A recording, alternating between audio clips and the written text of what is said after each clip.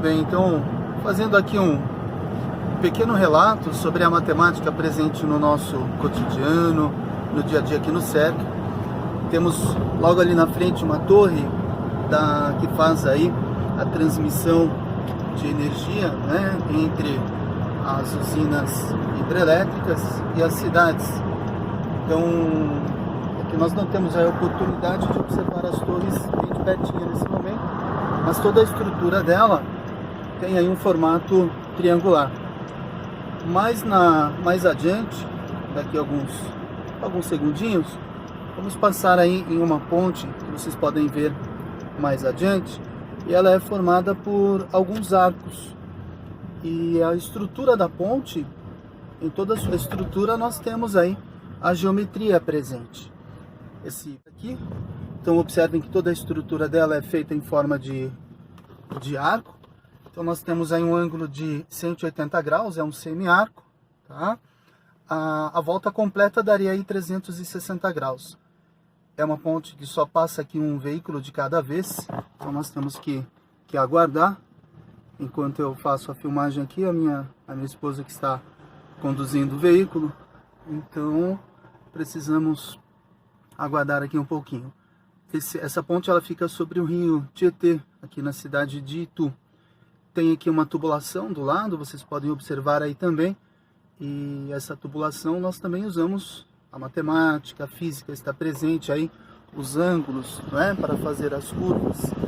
Ela vem em uma sequência, você precisa mudar a direção. Nós temos que utilizar a matemática. Essas colunas presentes aqui na ponte, então todas elas representam ângulos de 90 graus que nós usamos em toda a nossa estrutura matemática aí. Aqui nós temos as placas, né, indicando sentido, direção. A própria rodovia em si, nós temos aí toda uma matemática presente. Vocês fazem uso, a maioria das pessoas fazem uso desse meio, né, de fazer o transporte por meio rodoviário, mas não presta atenção muitas vezes a matemática que foi utilizada, a matemática, a física, para que pudesse ser construída essa rodovia. Então, a quantidade de asfalto, quantos quilômetros vai ter, até mesmo as pinturas das faixas amarelas aqui na rodovia, então quanto de tinta foi utilizado, a distância em que eles vão colocar as faixas amarelas em relação às faixas brancas, esses chamados olhos de gato, que talvez na filmagem não dê para vocês perceberem, mas é aquele objeto que à noite ele reflete a luz dos faróis dos veículos, né? Principalmente quando está chovendo, para que o motorista possa ter aí uma melhor percepção de onde é que ele deve ficar, tá? Essa rodovia aqui ela é muito utilizada pelos ciclistas também, e nós sabemos, aqui nós temos as placas, né, indicando sentido, direção.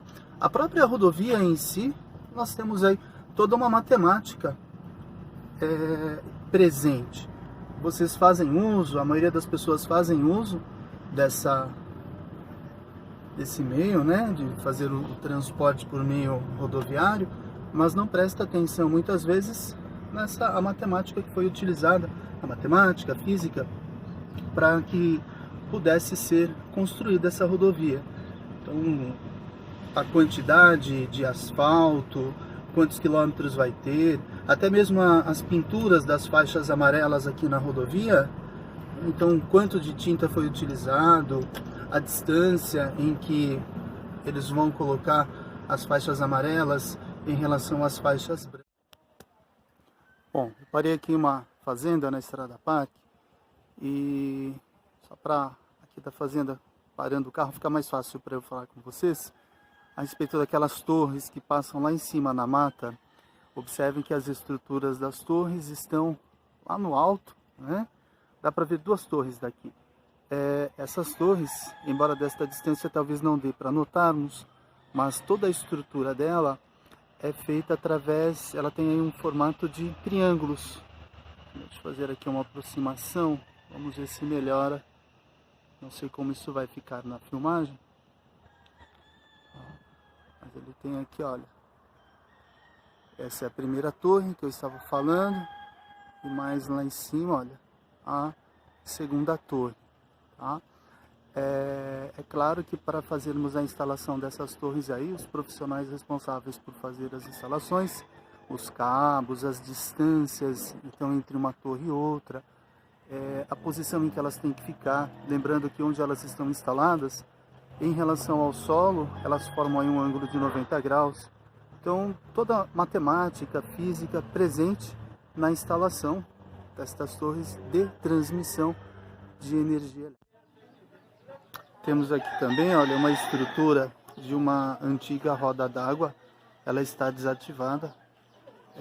Esta estrutura está montada em uma antiga fazenda de escravos, aqui em Itu, produtora de café. E hoje ela é conhecida como Chocolates da Fazenda, é um ponto turístico aqui na cidade. Interessante que vocês podem ver aqui, né? O local, a roda está desativada, mas o que chama a atenção da matemática presente nela aqui é a sua forma de circunferência, 360 graus, que é algo que nós vamos estudar agora, no estudo dos ângulos, tá? Tem um galo aqui em cima gritando aqui, que está cantando, olha, ele está ali em cima, tem uma galinha, o galo está do outro lado. Depois eu filmo ele para vocês verem. Mas eu acho que está saindo ele aí, o som na filmagem também. Aqui nós temos, são 4 ângulos de 90 graus, se vocês prestarem atenção, ó. Tem aqui o eixo, né? Aqui embaixo, onde ela girava, a água vinha, caía, né, do cano. É claro que na época o cano, a quantidade d'água era muito maior do que aquele cano está representando no momento, para poder girar essa roda tão grande e pesada, tá? Então os 360 graus divididos aqui, olha, em 4 ângulos de 90 graus, através dessas travessas de madeira aí. Então observem toda a estrutura. Olha o galo que eu falei para vocês que estava gritando, está ali em cima, ó. Deixa eu aproximar aqui um pouquinho, vamos ver. Aqui, está lá em cima. Como ele subiu lá, não sei. Deve ter sido voando, né? Bom, aqui, olha, então, por ser uma fazenda, né, cheia de animais aqui, tem uma galinha ali com pintinhos, mas a água corria aqui por baixo e saía ali embaixo, onde estão aqueles 2 galos lá, tá? Aqui é um pouquinho, apenas encontrando aí uma informação matemática e uma estrutura tão antiga, né? Um modelo tão antigo aí para produzir trabalho. As rodas d'água, elas eram utilizadas para produzir trabalho. Depois vou dar uma olhadinha do lado de dentro desse casarão, se tem alguma estrutura ainda que remete à utilização dessa antiga roda d'água, tá bem? Mas aqui o que eu gostaria mesmo de chamar a atenção é para isso. Os 360 graus, dividido em 4 partes, 4 ângulos de 90 graus. Espero que tenham observado essas pequenas informações. Bom, temos aqui um par de botinas gigantes, né? As botinas de Itu. Então é claro que para fazer uma ampliação, então aqui foi feita uma ampliação. Utilizou-se, obviamente, a matemática também está presente aqui. Sétimo ano, encontrei aqui, olha, aquela roda que eu havia comentado com vocês, uma roda de uma antiga carroça. E temos aí 360 graus, que é a volta completa. O que dá para observar aqui é que ela está dividida em pequenos arcos.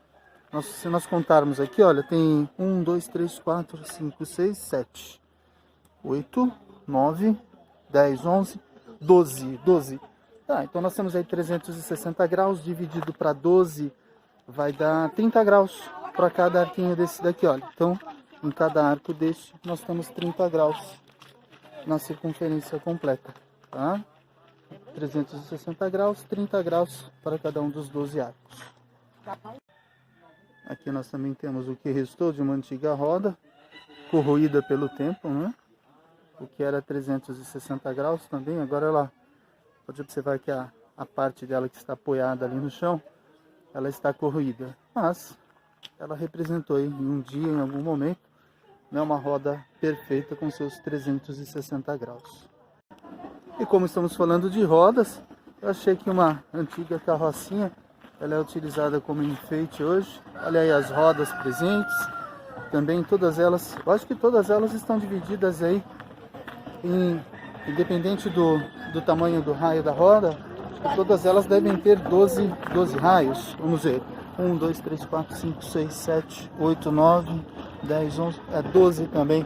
Então, arcos de 30 graus, tá? A carrocinha, ela foi um pouquinho, foi reformada aí, mas temos a matemática aí presente, né? E é aqui. E a própria fazenda em si também, ela, quando nós falamos de história, da época da produção de café, os escravos, a vinda dos escravos para o Brasil, nós estudamos aí os períodos. Isso também nós necessitamos da matemática, né, para identificar os períodos, trabalharmos com a história e trazer aí os elementos importantes do passado do nosso país. Ainda fazendo o relato daqueles elementos que eu citei para vocês lá fora, eu estou aqui do lado de dentro, onde tinha aquela roda d'água. Olha que legal que eu encontrei aqui. Temos uma antiga balança, né, que era utilizada aí, óbvio, para fazer as medidas, não é? Temos essa maior aqui e temos uma outra menorzinha aqui atrás, olha. Então os dois pratos, os pesos diferentes. Então a matemática aí, a forma como ela era utilizada. Isso na época, ainda que nós tínhamos aqui na fazenda os escravos mantendo as plantações de café. Aqui dentro as carrocinhas, as rodas, 360 graus. O próprio piso aqui, né? Ele tem um formato aí de retângulos, tem uma matemática presente nos retângulos aqui deste ambiente. Então temos aqui a madeira na posição vertical, né, formando um ângulo de 90 graus aqui com o chão, os barris, né, cálculo de volume. Esses barris, é claro que no passado eles não eram utilizados aí para acomodar farinha para ser vendida, como está sendo feito aqui agora. Nesse momento eles usam aí os barris, vamos ver de pertinho, olha só, a barrilzinha utilizado para colocar o fubá. E aqui é a estrutura daquela roda d'água que vocês viram, que eu mostrei mais cedo. Olha só, a estrutura de pedra e as engrenagens aqui do lado de dentro. E essas engrenagens aqui também na forma aí de circunferência, né? Observa que é engrenagem, contato com outras engrenagens para que o movimento pudesse acontecer. O trabalho realizado pela força d'água do lado de fora movimentava o moinho aqui dentro e eles produziam a farinha principalmente. Muito bem, eu parei aqui em um local na rodovia para fazer uma filmagem para vocês. Essa aqui é a antiga rodovia que ligava Itu e Jundiaí, ela é pouco utilizada agora. O acesso dela é utilizado mais para uma única fazenda que tem aqui, e que hoje eles alugam o local para festas. Então lá em cima nós temos, né, os postes, dá para ver lá, contando aqui, ó, o primeiro, segundo, terceiro poste, que ele está desalinhado, o ângulo dele não é de 90 graus, ele está inclinado, né, podemos muito bem observar isso. Então, para que ele possa estar aí em um alinhamento perfeito, ele tem que formar 90 graus com o solo. Ali nós temos mais dois postes. Então, analisando assim de longe, a impressão que se tem é que ele está com um ângulo de 90 graus. O segundo poste ali, olha, nós temos aqui, aquele segundo ali. Ele, olhando de onde eu estou dessa posição, percebe-se que ele não forma um ângulo de 90 graus. Eu não sei com a filmagem, talvez olhando pela filmagem, não dê para perceber. Mas ele está fora do ângulo de 90 graus e aqueles dois ali, principalmente, contando aqui, olha, esse primeiro, segundo e aquele terceiro, ó. Aqui ele está fora, muito fora aí, de um ângulo de 90 graus. E aqui, do meu lado direito, nós temos uma torre de telefonia, celular, né, de transmissão de sinal da rede celular. E é claro que não é só a torre em si onde nós temos a matemática presente. Observem toda a estrutura da torre em forma de triângulos, então, toda a estrutura dela, né, desde a base não dá para ver, porque ela está dentro desta área aí que é restrita, não é permitida a entrada, mas olha só, ela deve ter aí mais ou menos uns 30 metros de altura e toda a sua estrutura em forma de triângulos. Tá? Também não é só a estrutura da torre onde nós utilizamos a matemática. Onde nós vamos colocar esta torre, o local onde ela precisa ser instalada, a distância que o sinal de celular vai alcançar, qual é a área que ele vai cobrir, também depende aí de um cálculo matemático. Então, quantos quilômetros quadrados o sinal desta torre ele consegue cobrir. E também o local. Então, ninguém vai colocar a torre, enfiar uma torre de telefonia celular em um vale. Aqui no caso ela está posicionada em um dos locais mais altos da região.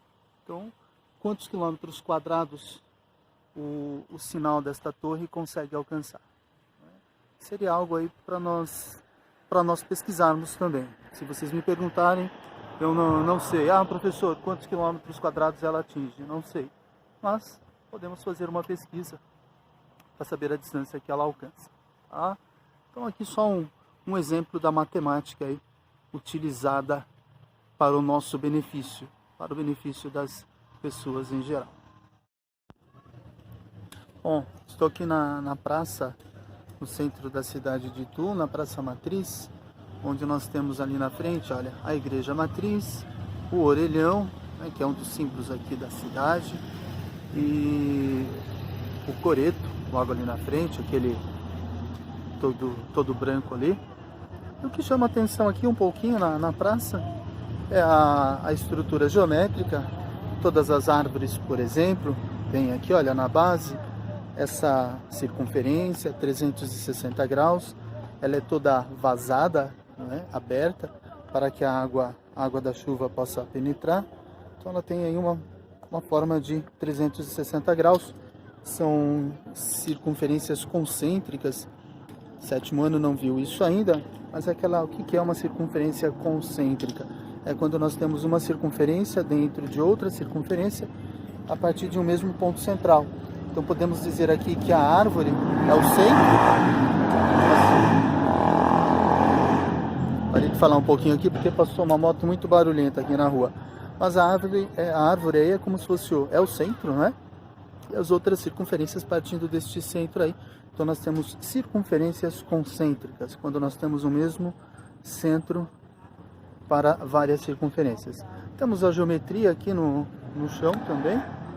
Olha aqui um desenho geométrico representado aqui na praça. Então é claro que para fazerem esta figura é necessário aplicar o quê? Conceitos de geometria. Tá? Então só um pouquinho da geometria presente aí também na nossa arquitetura, no nosso urbanismo. Toda a sua estrutura, toda a sua geometria presente do lado de fora da igreja. Orelhão de Itu. Tem um casal de turistas ali, mas é até bom que eles estejam ali para vocês terem uma ideia da altura do orelhão. Né? O orelhão, a peça lá em cima representada, muito bonita. Exatamente. Mas isso hoje também é algo que é pouco utilizado, né?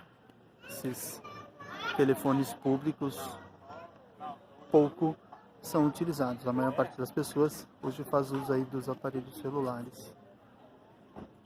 A base do orelhão, formando um ângulo de 90 graus com o solo. E aqui para concluirmos, né, a frente, a fachada da Igreja Matriz de Itu, onde nós podemos observar lá o relógio, a circunferência, 360 graus, dividido em ângulos de 30 graus, uma vez que nós temos 12 horas ali representadas. Observe os ângulos as semicircunferências, 180 graus, nos semiarcos daquelas janelas. Olha o semiarco ali da porta, também os 180 graus presentes.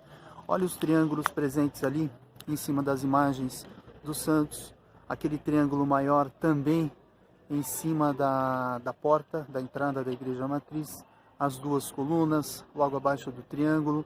Nós temos ali também, são dois triângulos que nós podemos chamar de triângulos isósceles, não é? Porque ele tem a base, ele tem ali dois lados com medidas iguais. Então, toda essa estrutura geométrica, tudo, né, que nós observamos na frente da igreja aqui, deixa eu ficar um pouco mais para trás para pegar ela toda, olha. Toda uma fachada é pura geometria, pura matemática. Que bacana. O semáforo também aqui, o semáforo um pouquinho exagerado da cidade. Então o tempo do semáforo também é o tempo que fica aberto, o tempo que fica fechado. Então amarelo, vermelho, verde, toda a representação matemática na utilização do semáforo. Olha, aqui no centro nós temos também a fonte luminosa, tá? Então, como eu estava passando por aqui, eu decidi parar para falar um pouquinho dela também para vocês, a respeito do formato geométrico da fonte, a rampa, né? A geometria presente ali na rampa. Tem os turistas ali na frente tirando foto. O tempo em que a fonte fica funcionando, a altura em que os esguichos da água são propelidos, né? A que altura a água vai chegar, ela aumenta, diminui, enfim. Então tudo isso precisa de um cálculo matemático para que possa funcionar com perfeição, para que possa ficar bonito. Volume também, vocês fizeram isso no primeiro bimestre, cálculo de volume. Vamos calcular o volume d'água presente nesta, qual é a quantidade, o volume d'água da fonte luminosa. Aí estamos trabalhando com 3 dimensões, não é? Comprimento, largura, altura. Então tudo isso presente aqui, olha. Legal que bem na hora que eu comecei a filmar, eles acenderam as luzes da praça. E também toda uma estrutura histórica ali atrás, uma igreja também antiga, mas que é possível ver toda a sua constituição geométrica, a constituição geométrica da fachada da igreja. Então aqui mais de pertinho, só para concluir, olha que legal, as fontes funcionando, né? Quer dizer, os esguichos da fonte aqui funcionando, alguns mais altos, outros mais baixos. Então, toda essa representação matemática aqui. A luminosidade, o ângulo com o qual os refletores são regulados para poder dar o show. Assim que escurecer mais, aí começa também aquele espetáculo de luzes. Como nós ainda temos um pouquinho de luz natural, então não é possível observar isso, o show de luzes aqui da fonte. Também o que chamou a minha atenção agora foi aqui na frente da fonte, do outro lado, aquela travessia de pedestres ali, com a passagem também com a rampa para cadeirantes. Lembrando que aquelas faixas ali, elas representam o que para nós? Elas representam as retas paralelas, elas não se cruzam, então são linhas paralelas. Bem aqui na nossa frente, chamou a atenção. Muito bem, sétimo ano. Aqui no próprio painel do carro, nós também temos muitas informações matemáticas, não é? Desde aqui no canto esquerdo da tela, onde ele marca a quantidade de combustível, a velocidade, que é digital, está zero, é óbvio, estou parado com o veículo. Aqui a tela, que ela é medida em polegadas, então quantas polegadas tem a tela, nós fazemos essa medida, é a diagonal, então a quantidade de polegadas, ela é determinada pela diagonal da tela. Então nós temos ali um retângulo, e quando você mede a diagonal deste retângulo, ela é medida em diagonal. E essa diagonal, ela determina aí, o comprimento da diagonal, ele determina quantas polegadas tem a tela. Temos aqui onde marca também, temos aqui no painel, onde ele está colocando as rotações por minuto, que é uma semicircunferência. Nós temos aí 180 graus, dos 360. Então todas as informações que chegam, né, no veículo, que quando vocês entram no veículo, tudo depende aí de programas matemáticos, né, para você ter acesso ali, consumo. Ele marca, por exemplo, quando nós falamos quantos quilômetros por litro o veículo faz. Então isso também, essa informação chega para o motorista, mas é um cálculo, é uma equaçãozinha matemática que é montada, o computador de bordo resolve isso instantaneamente e traz essa informação. Tem aqui a telinha também da câmera da dashcam, que é a que faz a filmagem externa, né? Ela também tem aí a medida da tela calculada em polegadas, utilizando a diagonal.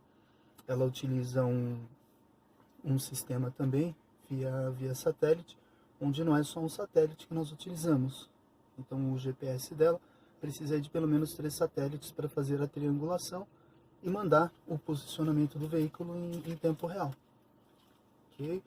Então aí algumas informações que quando nós entramos no veículo fazemos uso destas tecnologias, mas muitas vezes não atentamos para toda a matemática que está envolvida.